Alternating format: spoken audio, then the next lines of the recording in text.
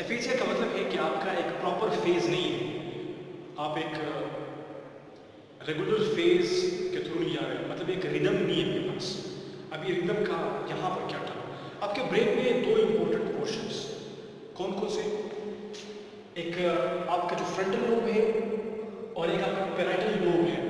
اس میں دو portions involve ہیں جس کی وجہ سے آپ کے جو اسپیکنگ سٹائل ہے، جو لرننگ ہے، جو لسننگ ہے، ان میں رکاوٹ بناتے ہیں.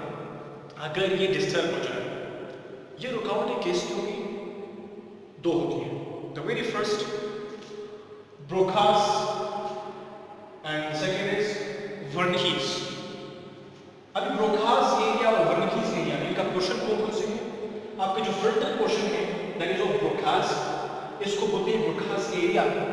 اور یہ جو ایریا ہے پیرائٹل کا portion that is of Wernicke's area. اگر ان دو ایریاز میں ڈسٹربنس ہو جائے ان کو پھر ہم کہتے ہیں ایفیزیا. بروکاس ایفیزیا، ورنکیز ایفیزیا.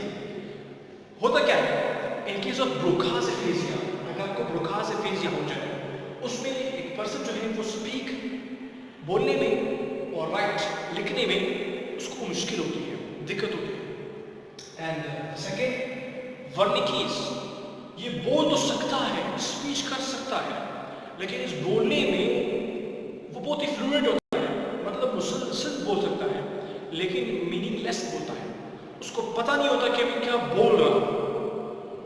جو اس کے بولنے کا انداز ہے وہ تو ہے مسلسل، لیکن اس مسلسل بولنے میں وہ کیا کر رہا ہے سمجھ نہیں پا رہا. امپیرمنٹ ہوتی ہے، میننگ لیس اسپیچ. فلوئنٹ ہے لیکن میننگ لیس ہے. That is because of Wernicke's. Let's me repeat you. Aphasia آپ کے برین میں دو پورشن، دو ایریاز، فرنٹل ایریا میں بروکاس ایریا اور پیرائٹل ایریا میں ورنکیز ایریا. یہ دونوں ایریاز انوالوڈ ہیں آپ کے لرننگ اور رائٹنگ اور اسپیکنگ میں.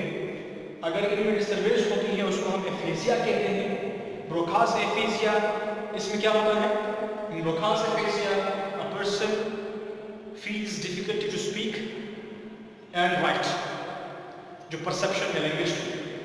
اور رائٹ ورنکیز ایریا میں کیا ہوتا ہے؟ جو ورنکیز ایریا کی ایفیزیا ہوتی ہے اس کو ہم کہتے ہیں ورنکیز ایفیزیا. تو ورنکیز ایفیزیا میں a person speaks fluently but meaningless. مسلسل تو بول رہا ہے لیکن کوئی معنی اس کی نہیں ہوتی.